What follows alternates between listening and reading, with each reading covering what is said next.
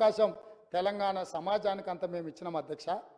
10 నిమిషాలు చంద్రశేఖరరావు గారికి గద్దరన్న శవాన్ని అయినా నివాళులు అర్పించడానికి సమయం దొరకకపోతే వీళ్ళ తెలంగాణ ఉద్యమకారులను గౌరవించేదని మీ ద్వారా అడుగుతున్నా అధ్యక్ష.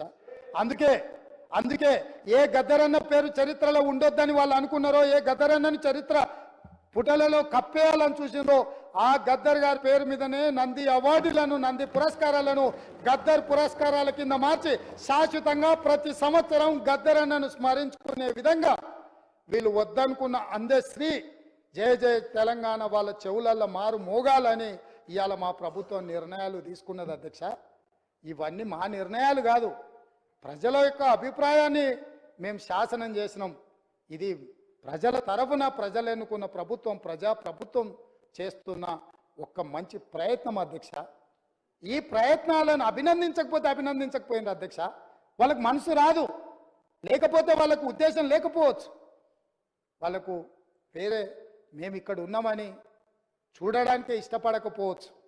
ఈ కుర్చీలో పేదవాడు ఒక రైతు కొడుకు ఇక్కడికి వచ్చి కూర్చోవడం కొంతమందికి నచ్చకపోవచ్చు.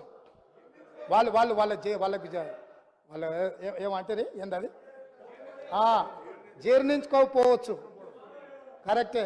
మావాడు ఉంటాడంటే ఆ రైతు పిల్లగాడు ఉన్నాడు ఏంది, నేను నా కళ్ళతో చూడలేదు, నాకు ఈ శిక్ష వద్దని మీరు అనుకుంటే నేను ఏం చేస్తా అధ్యక్ష? అట్లా ఎవరైనా అనుకోని కళ్ళల్లో సీసం పోసుకున్నారు అనుకో అధ్యక్ష, మనం ఏం చేస్తాం అధ్యక్ష? వాళ్ళు ఇష్టం అధ్యక్ష, నేనేం అంటలేను. కాబట్టి ఇవాళ నేను అడిగేది ఒకటే అధ్యక్ష, మీ భవన్లు ఇంకా చాలా ఉన్నాయి అధ్యక్ష. ఎందుకు ఇక ఫీల్ అవుతారు ఇప్పుడే ఎందుకు మళ్ళా? కానీ నేను ఒకటే మాట చెప్పదలుచుకున్నా అధ్యక్ష.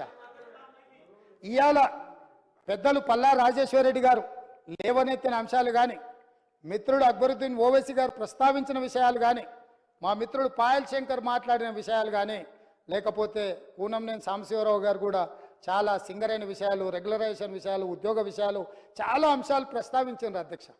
వాళ్ళందరూ ఏవేవైతే అంశాలు ప్రస్తావించారో వాటన్నిటిని కూడా మా మంత్రివర్గం రాసుకున్నది, మా ప్రభుత్వం రాసుకున్నది.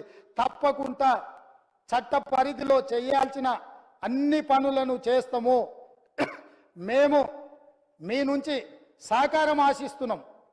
ప్రజలు కూడా కోరుకుంటున్నారు, మీరు ప్రజల మేలు కోసం పనిచేయండి. ఎన్నికలు వచ్చినప్పుడు మాత్రమే ఎన్నికల తర్వాత ఈ రాష్ట్రం సంక్షేమ రాజ్యంగా, అభివృద్ధి రాష్ట్రంగా ముందుకు నడిపించాలి, ప్రతిపక్షాలుగా మీ బాధ్యతను నెరవేర్చాలని ప్రజలు కోరుకుంటున్నారు.